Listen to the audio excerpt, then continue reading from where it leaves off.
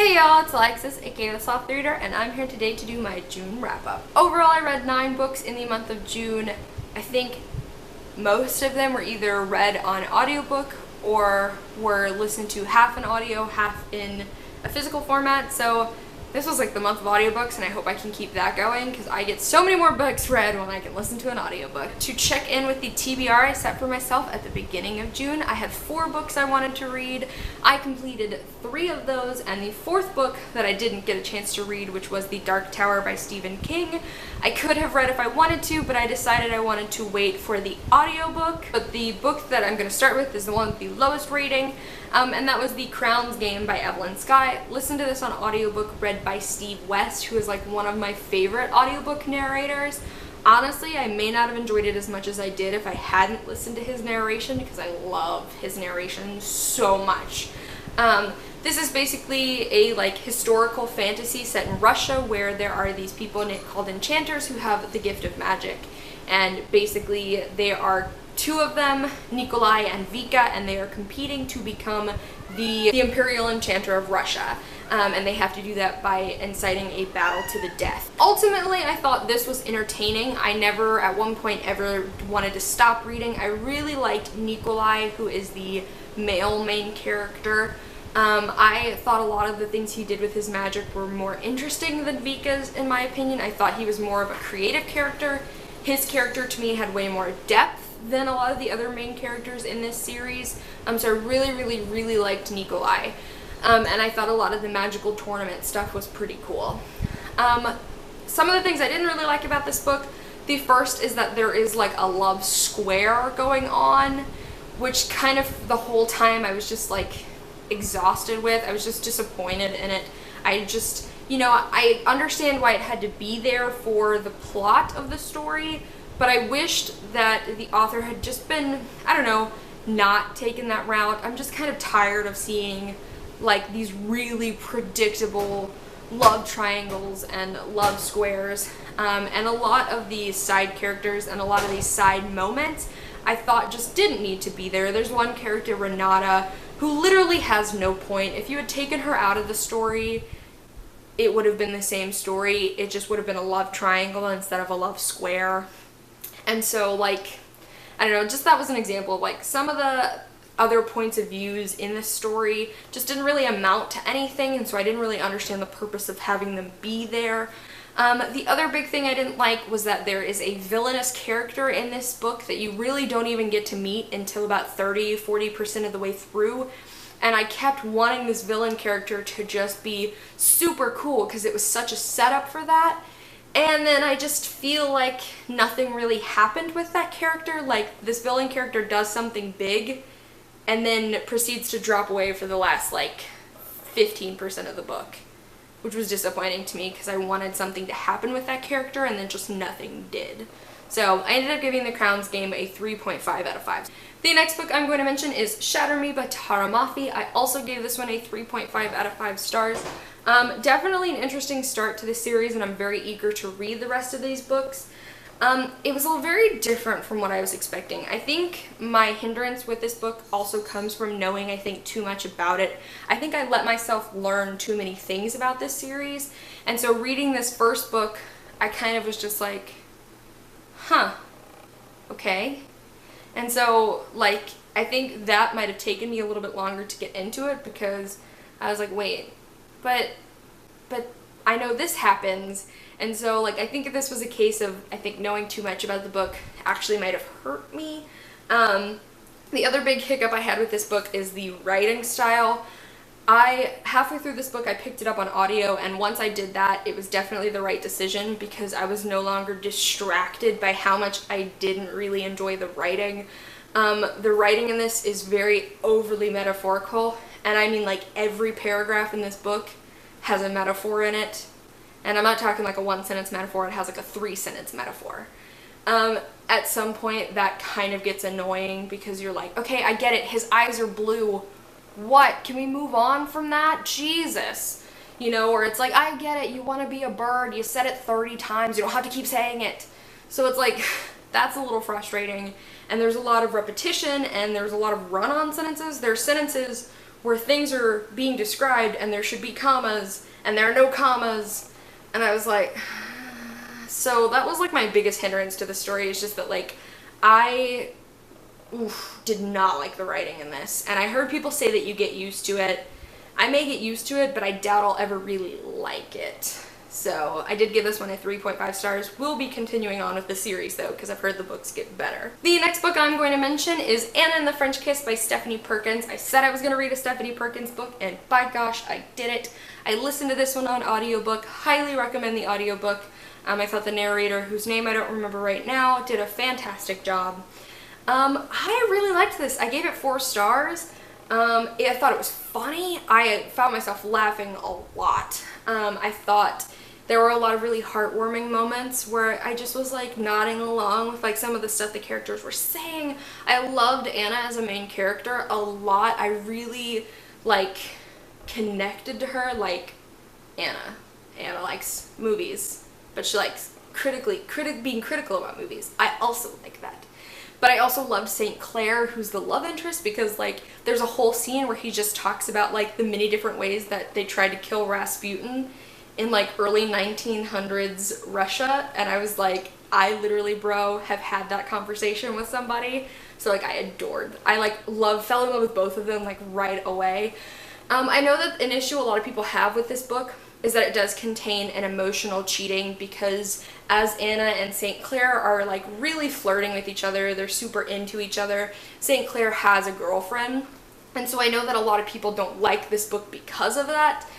For me personally, cheating in books doesn't really bother me. I'm not perturbed by it, but I do want to give a warning for that in case that is something you don't enjoy. But overall, yes, loved this book. I immediately bought the second 2 companions, and I'm planning to read them right away because I loved it. I think Stephanie Perkins is gonna inch her way up to being one of my favorite writers, no lie. The next book I picked up because June was Pride Month, and that is Queer There and Everywhere by Sarah Prager. I read this one on my Kindle. This is basically just a very short nonfiction book about 23 queer individuals from history.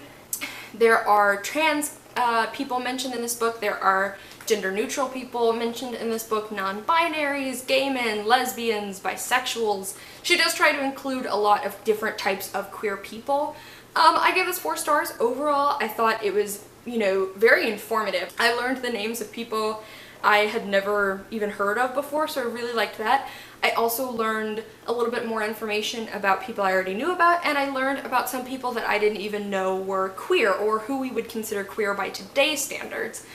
So really enjoyed learning that information. But the author does have kind of a comical writing style, and so there are a couple of times when she says stuff that makes you laugh.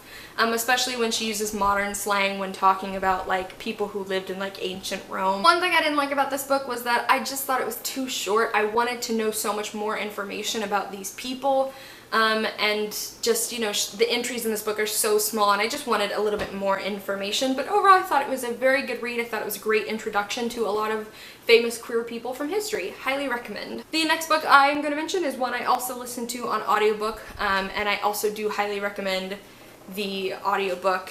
Actually, let me know if you guys want me to do like a separate audiobook video where I just talk about the audiobooks I listen to. I know Trina at Between Chapters does a video like this, so let me know if you guys would be interested in hearing my thoughts on just the audiobooks of these books. But moving on, it was The Wrath and the Dawn by Renee Ahdieh. I finally picked this book up because the audiobook was available for it, and I was just like, okay, let's do it. And I ended up giving this 4 stars. I ended up really enjoying this. I think my two favorite things about this book, hands down, were I loved seeing how Ahdieh adapted the Arabian Nights, the 1001 Nights story for this. I enjoyed seeing that, especially because I've read 1001 Nights, so I like being able to see how she weaved those stories into this bigger story. I also loved Shazi as a main character, Shahrazad. I thought she was such a stellar main character. She really never lost her sassiness or her temper or her wit, and I loved that. I loved that she had a quip pretty much for every situation. She was so sassy. There were like 3 different times in this book when she insults a man's masculinity, and it was my favorite thing. Like, I had to pause the audiobook and just be like, thank you, Renee Ahdieh, for giving me Shahrazad, because she's awesome. I also think Renee Ahdieh is a very talented writer. As a writer, she has a very descriptive writing style, but it's not overbearing. It's not so descriptive that you really lose sight of like what's actually going on because you're so caught up in like metaphors and like descriptions of a fountain, that kind of thing. So I thought it was the right balance of being descriptive. Yeah, I ended up giving this a 4 out of 5 stars. The next book I'm going to mention I half read and then half listened to an audiobook, and that is The Lost Hero by Rick Riordan. This is the first book in his Heroes of Olympus series, which is a lot about Roman mythology as well as Greek mythology. This follows our 3 main characters, Piper, Leo, and Jason, as they are basically discovering they are half-bloods and going on a quest for the first time. I give this one a 4 stars. It took me a little bit longer to get into this book because it's a lot thicker. This is like 2 Percy Jackson books put together, so this book is like so much more dense, and it also has 3 main characters. Unlike with the Percy Jackson series where you're just inside Percy's head, you have 3 main characters that you're kind of getting to know. So it took me a little bit longer to get into this book because as soon as I would be like digging Jason's story, it would switch to Piper's. And like as soon as I was settling into Piper's, it would switch to Leo. And so that kind of took me a little bit longer to get into just because I'm not used to it within Rick Riordan's writing, if that makes sense. But I did ultimately really end up enjoying this. It still made me laugh like his humor usually does. Ultimately, 4 stars. I thought this was a great start to the series. I'm excited to pick up the remaining books in this series because this book sets up a lot of things and I'm excited to see how they continue. The next book I'm going to mention is one I actually don't have a rating for yet. I haven't been able to decide on one, so I'm leaving it blank for now. And that is released by Patrick Ness. This is Patrick Ness's most recent release. I love Patrick Ness as a writer. I do. I think he's a very talented writer. I think he writes really incredible characters. But I don't know, I'm still on the fence about how I feel about this. I did write a review for this on Goodreads, which I'll link to down below because I feel like I maybe described it a little bit better. There are 2 stories going on in this book. One about our main character, Adam, and I loved Adam's story. I loved Adam as a character. His story made me laugh. Him and his best friend are like one of the best friendships I've read in a long time. I loved it. I loved reading their friendship. I loved Adam's story. I think Adam as a character and his story are so relatable to so many people, and I think a lot of people are going to read his story and just totally connect with it. My biggest hang up on this book is that there's a second perspective, a second storyline happening in this book that I won't say too much about because I don't want to spoil it. Ultimately, it just kind of felt misplaced to me. I kept expecting it to intertwine with Adam's story, and the payoff wasn't really there for me, so I kind of just...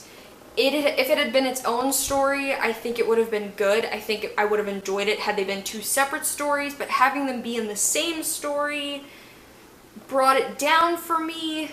And yeah, again, I haven't settled on a rating for this, so I don't have a rating. I would still recommend it because I think Adam's story is so powerful, but I'm unsure.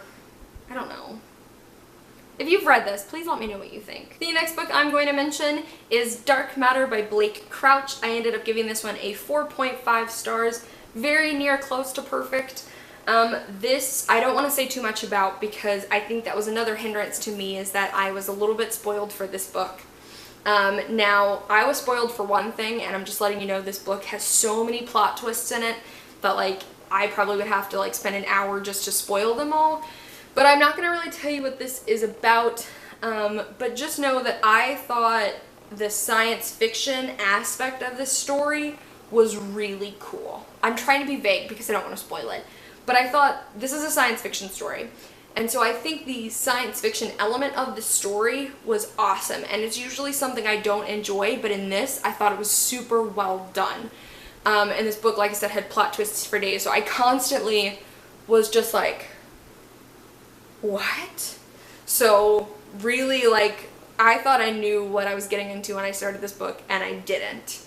The one thing I do have to critique it on is that the climactic bit got a little ridiculous for me. It tipped into believable into like the vastly unbelievable. I was just like, okay, I think you're going a little too far with this. But that was a really small critique, honestly, and it was a really small part of the book. But yeah, I thought this was really, really good. I'm very interested to read other things by Blake Crouch in the future. The last book I'm going to mention, I also gave 4.5 stars to, and that was Shadow and Bone by Leigh Bardugo. I finally picked it up. I've had this book for so long, and I finally read it, and I loved it. I totally get the Leigh Bardugo hype. I'm so excited to like devour all of her remaining books now.